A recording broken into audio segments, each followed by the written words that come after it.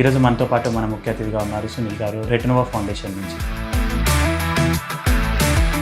రెటినోవా foundation కన్నా ముందు what is Sunil? నా జర్నీ 2013 నుంచి స్టార్ట్ చేశాను. నార్మల్ లైఫ్ని లీడ్ చేశాను. ఒక ప్యాషన్ లేదు, ఒక విజన్ లేదు. బాబాయ్ గారిని ఇన్స్పిరేషన్గా తీసుకోవడం జరిగింది. బాబాయ్ ఒక్కటి మాత్రం మాకు ఇన్స్పిరేషను. ఆయన లైన్లో అయితే ముందు వెళ్దాం. అలా కూడా చాలా ప్రాబ్లమ్స్ చూసాము. ఆ పొలిటికల్గా అదంతా నాకు నచ్చలేదు. ఇదంతా కాదు, ఒక జాబ్ చేసుకుందాం అనిపించింది. 4-5 ఇయర్స్ దాకా నేను ఆ జర్నీ చూశాను. రెటినోవా ఫౌండేషన్ అనేది అసలు ఎలా స్టార్ట్ చేయాలనుకున్నారు? ఎందుకు స్టార్ట్ చేయాలనుకున్నారు? ఒక ఫ్రెండ్ ద్వారా నాకు ఇట్లా ఐ క్యాంప్స్ పెట్టొచ్చు, నువ్వు సర్వీస్ చేయాలని అనుకుంటున్నావు కదా, ఐ క్యాంప్స్ పెట్టొచ్చు అని చెప్పారు. ఓన్లీ క్లినిక్ ద్వారా కాదు, ఒక ఫౌండేషన్ ఉంటే బాగుంటుందని అర్థమైంది.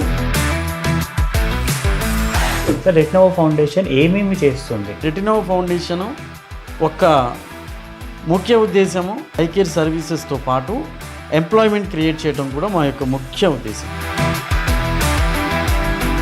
సో ఇవన్నీ చేయడానికి మీకు రిసోర్సెస్ కావాలి. ఇవన్నీ మీరు ఎలా పోల్ చేస్తున్నారు? ఆర్టికల్స్ రన్ చేస్తున్నాము. దాంట్లో కొంత అమౌంట్ వస్తుంది మాకు. అంతేకాకుండా నాకు వేరే అదర్ బిజినెస్ కూడా ఉంది. దాంట్లో నుంచి కొంత ప్రాఫిట్ తీస్తున్నాను. కూడా మా సొంతంగా మేము పెట్టుకొని చేస్తున్నాం.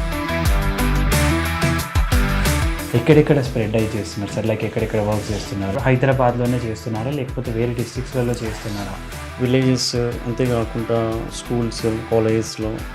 ప్రైమరీగా ఇప్పుడు మన తెలంగాణలో ఆల్ డిస్ట్రిక్ట్స్లో చేస్తున్నాము.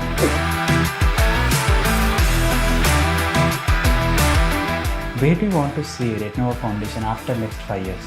కమింగ్ 5 years 10 yearsలో మాత్రం మేము ఐ రిలేటెడ్గానే కాకుండా వేరే అదర్ సర్వీసెస్ కూడా మేము ప్రజలకు అందించాలని చెప్పేసి అనుకుంటున్నాం.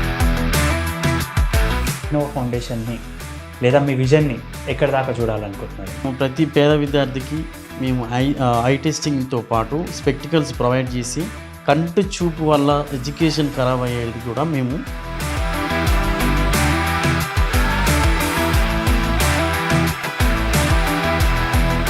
మీకు ఏదైనా హార్ట్ టచింగ్ స్టోరీస్ ఏమన్నా ఉన్నాయా, కనిపించాయా? 65 to 75 years ఉంటాయి సార్. మీరు పొర తీయించారు, పొర తీపించిన తర్వాత నా కళ్ళు బాగా కనిపిస్తున్నాయని చెప్పారు అని చెప్పేసి డైరెక్ట్ కాళ్ళ మీద పడిపోతున్నాడు. పెద్దవారు మీరు కాళ్ళ మీద పడొద్దండి అని నేను చెప్పిన సందర్భంలో